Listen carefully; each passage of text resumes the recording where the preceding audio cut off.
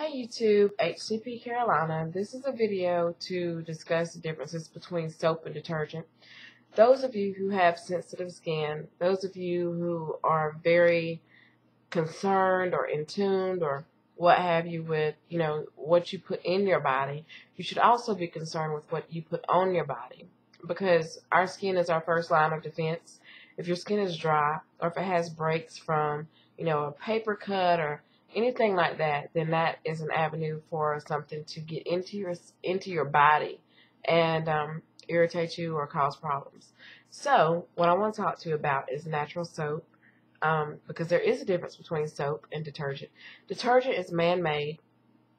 It's chemicals like sodium lauryl sulfate, sodium lauryl sulfate, or whatever, combined with a bunch of other things to make something we bathe with. Detergents are categorized by something that is a cleanser, but it's artificial and it's a lot harsher than actual soap. Detergents, when you think of them, you probably think of what you wash your clothes in and things like that. And basically, what you wash your clothes in is what you're bathing with when you buy commercial soaps from Wally World and the Big Red Dot in the grocery store and things like that. So if you do want to try to limit your exposure to a lot of things, then you may want to try natural soap. I have children and I'm a healthcare professional, so I do pay attention to a lot of research studies and do my own research and things like that. Just a side note, if I sound nasal or if I seem like I'm dragging, my allergies are kicking my butt, just so you know. But anyway, excuse me, I'm sorry. Black soap is a natural soap. Black soap is actually a soap and not a detergent. It contains palm oil, and if you get black soap from a very good place such as sheaessentials, then it's from a renewable source of palm oil, which is a very good thing. So anyway, it contains palm oil, cocoa pod oil, plankton ash, shea butter, and purified water. That's it. There are no chemicals.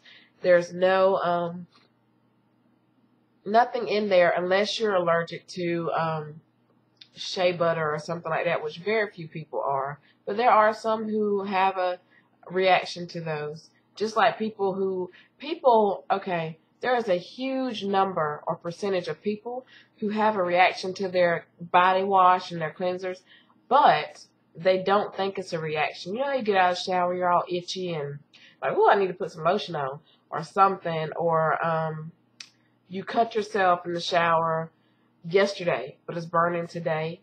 Well, over that 24-hour period, it shouldn't be burning. A lot of that comes from the detergents that are in the soap you use. The dry itchiness comes from the detergents in the soap. So, using things like black soap and shea butter soap, cocoa butter soap, things like that that do not have those harsh chemicals are way better for your skin, way better for your body. An example of that is there are 5 things, or there's more than 5, but 5 major things that are in the soaps we use that can cause problems. Let me tell you some of them. DEA, that's in soaps. It's used as a thickening agent. It's in shampoo. It's in sunscreen, soap. It's in hairspray.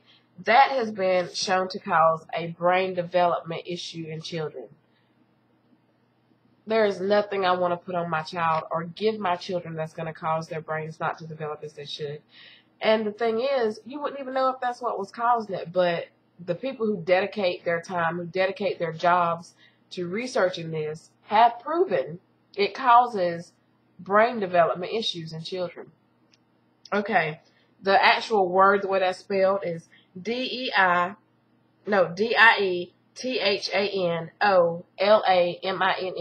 but it's abbreviated DEA. Polypropylene. I know you see a lot of natural products that say no propylene, no polypropylene. That's because polypropylene is used in eyeshadow, mascara, baby soap is a huge market for that, lipstick, hair products, and it is a known carcinogen. Carcinogens are those things that are known to cause cancer over a period of time of exposure.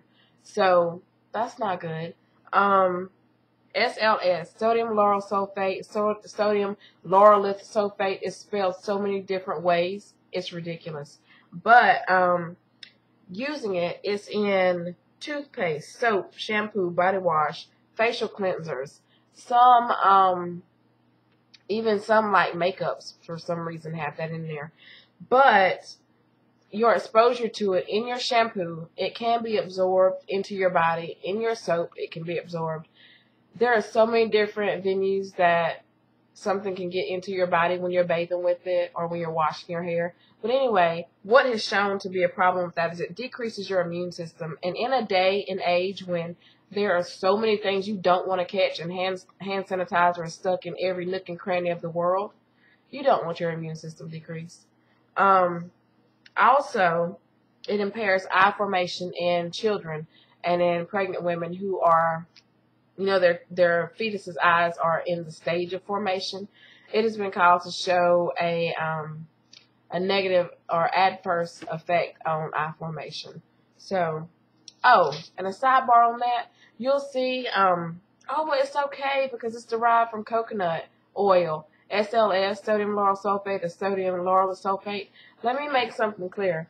When something is derived from another product, that's not that product anymore. That means they took that product and took something out of it and made something else with it. That's just like, you would say gelatin. Gelatin comes from what? Animal bones, right? So if you take what is needed to make Jell-O and you have Jell-O, gelatin, and the animal, they're three different things. They all have a similar component, but they're three different things. So please don't think that when you see, it's derived from coconut oil, that it's okay, because derived means it's been chemically altered and chemically separated from what it was in its natural state. The other thing, this is a big thing that's I did a graduate paper on, is Triclosan. That's how I pronounce it. Triclosan. Any bacterial, antibacterial soap that you buy or that you see, the hand pumps or whatever, have that in there. We are getting, as a nation, an overexposure to this chemical. The overexposure to this chemical comes from the fact that everything is antibacterial now. You have to be aware of the amount of exposure you get of these chemicals. One major aspect of this is that once you combine it with water, it has a chemical reaction that turns it into chloroform.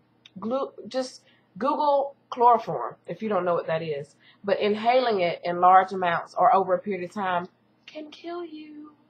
For reals. So, it's not a good thing. I don't want my children to be overexposed. Most things you can be exposed to in a moderate to minimal amount.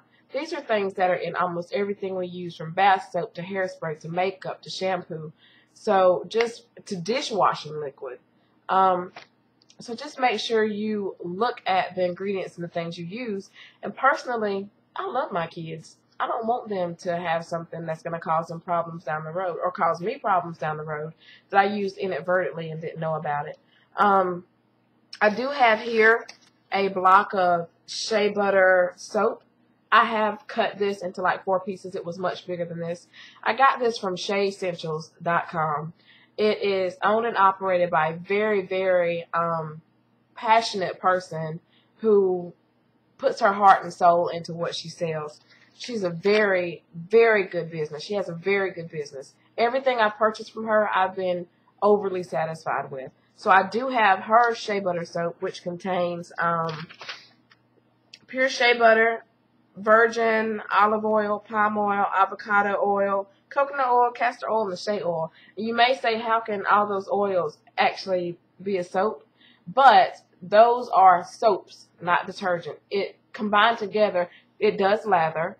It is not a detergent. It's what in nature can cleanse our bodies and keep us from drying out and having that that irritation we get from all those other harsh detergents. So you might want to check her out, sheaessentials.com, and tell her that I sent you, Hcpcarolina. But anyway, that was my little spiel. I thought I should put that out there today because I had to go grocery shopping and noticed a lot of things in the products that I did not want to put on my children or on myself. So anyway, much love, HCP Carolina. See you next time.